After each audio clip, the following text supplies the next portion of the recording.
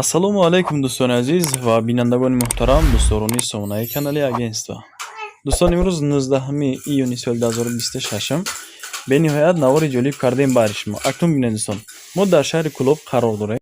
Дар деҳаи тиллоӣ қарор дорем дӯстон, дар остановкаи Усталбаи ду қӯша дӯстон. ин тараф дӯстон бениҳоят ҷойи хуб, манзил макони обод. хулосаи гап ки наварахтон тамошо кунем бардуро фикри ақидатон ҳатман бинависонед. дар масъалаи нуқтаҳои хизматрасонӣ дӯстон мушкил нест. Мактаб, мағоза ва масҷиди дигар ҳамаш ҳаст дӯстон. документҳои хона 100%. хоҳишмандам навора аз аввал то охир тамошо кунед. салому дуруд дӯстон, бинандагон ва обуначиёни муҳтарам, дӯстдорони сомонаи канали агентства.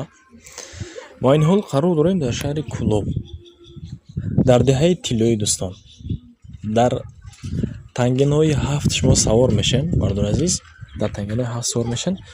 мегӯянд ки мара дар назди Усталбаи ду қӯша, яъне ки метавонед ки манъ кунед. хулоса мара бифурор мегӯянд. дар ан ҳамҷо аст. ин тараф деҳа ҳама обод. хонае ки ман баҳри шумо имрӯз пешниҳод мекунам, ан ҳамин хона аст. лайкора бизанед бардуро, ҳатман обуна шавен. меҳмоное ки нав омадаед ва барои қабули реклама дӯстон метавонед ки дар ҳамин рақамҳои рӯи наварбада муроҷиат кунед. мо низ хонаҳои шуморо рафта аз наздик видеонавори зинда мекунем ва баҳри бинандагон пешниҳод мекунем. ворид мешавем дӯстон ба қисмати дарунии хона. нигоҳ кунед ҳавлчара шумо сараввал, бардор азиз. ҳавлира нигоҳ кунед. стяжка кардагиай 13 сотиқи замин дорад, 4 дар хонаи дигар. инаҷа якум хонае. инҷа ҷои анҷомхона, хулоса чизи чораву кандаву исӯситона мегузорен. бибинед акун дӯстон. инҷа дараш маҳкам. анаи хона кондисионер дорад. инаҷа боша ҷои об. дар як рӯз як мартиба об меояд. инҷа болода бушка астай. вақте ки об омад бардуро, инҷа заправка мешавад. шумо ҳамин рӯз хутона истифода мекунед. ин қисмати ҳавлира 13 сотиқи замин, 4 дар хонаи дигар. дав қисмат бардор азиз, барои 3 дар хона ва 1 коридор дигар. нигоҳ кунед вай рехтагай. 3 мерехтагай. фундаменти ҳамин хона хулоса. ан ҳамин қисмата гуфтам, нигоҳ кунед бардуро. фундаментиш рехтагай барои 3 дар хона ва 1 коридор чай дига мешавад. инҷа хай ҷои чие бардор ҷуно. инҷа ҳелчи карагай заргӯшпарвар даст бардор мо. инҷа заргӯшош местава. ана ин қисмати ҳавлиш. бина ҳавлира. инҷа пилси бо санг аста барои битона давом додан. хулоса ягон сохтмон кунед, истифода мекунед дар инҷа. ана ин ҳавле. инаё дарахтои мевадиҳанда астай. инҷа тут астай, себ астай, бардуро себи биҳӣ астая. ана слива аст, хай уҷа хохшидагай. бо гелос астай дӯстон. дав қисмат. ҳавора нигоҳ кунед, дар гармии тобистон инҷа ҳавои форам, ҳавои тоза аст. ҳавои бениҳоят тоза.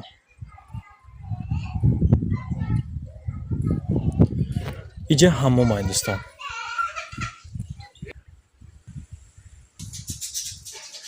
ин шамоли форам бинед бардоро. бовар кунед, таби инсон болида мегардад дар ин тараф.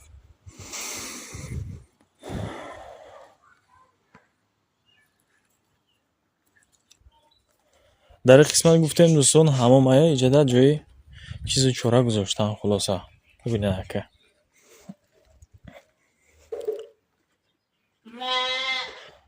дар он тараф хай ҳоҷатхонае. ҳавлча чотка стяжка кардагай барои барфу борону дигар. инҷа қисмати кухни. шумо инҷа метавонед ки таом пазем. хулоса хӯрокҳои равғанию дигар. ина нигоҳ кунед, инҷа бо ҳунарманд астаем барои замистона банка кардагай. кухни бад нест. акар ости дарозаи кухниро ҳисоб накардем чанд ба чандая, неки кушодай бовардорум шояд 6.5 ба 3 бошад. инҷа яъне 6.5 ба 3.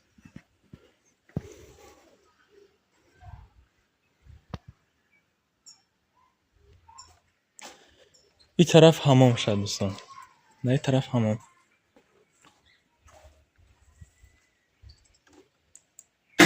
زده همش هست.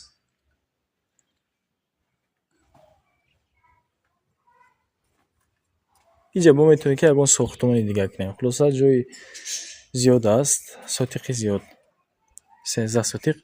دو کس میتونیم که خونه را جدا کنیم باردو، 2 نفر میتونیم که بخریم. نرخ خونه را در آخر برنامه میگفتم شما دا. حناکنون میگذاریم به قسمتی درونه خونه. وارد میشیم دوستان به قسمتی درون.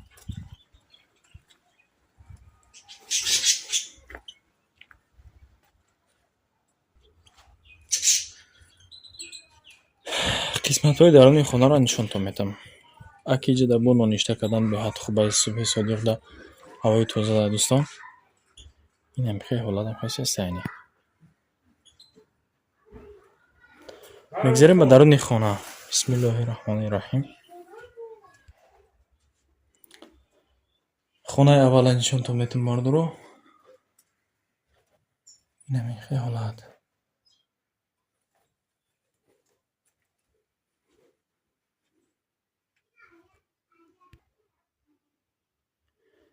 خانه اول. این خانه 3.5 به 6 دوستان. خانه 3.5 به 6. پیسی با کنسیونر داره اینجا. کنسیونر هست. بسا.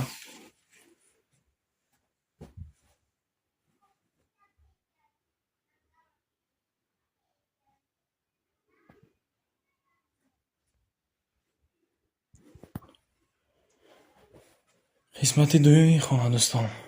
این کلدارش 4 به 3. کلیداری 4 به 3.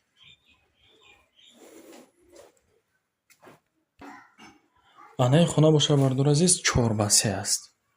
خانه 4 به 3 جا خیلی همشکه دارم. در مسئله چیزی چوره خانه دوستان ببینه که مثلا چیزی چوره خانه رو بگذاریم اگر چیزای پختگی من خودسان میگیرم میگه با خطی صاحب خانه یعنی که صاحب ملک خودتون دوستان صحبت میگذاره این در مسئله که چی چیزاش هم میگرفته است و چی چیزاش هم میمونه.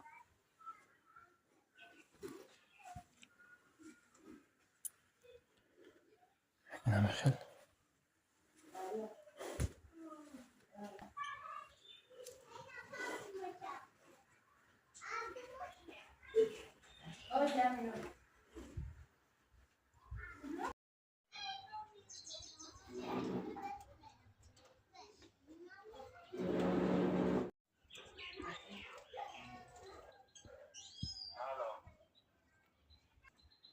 نرخ خانه 600,000 سومانی دوستان. معامله زیبا باز از نام کانالی ما زنگ زنه حتما.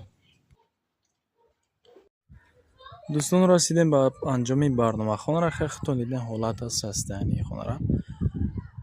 کدام شما دوستان خانه داشته باشه همین گونه یا که کوارتیر معلوم است و تکنیک ها دیگر حتما میتونین که برای برنامه گذاشتن یعنی که برای بس سواد گذاشتن در همین رقم های روی نهار بوده دوستان میتونین که مراجعه کنید.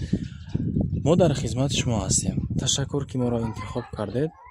تا نوارهای آینده خداوند یار مددگار تان باشد. پناهتان به خدا دوستان.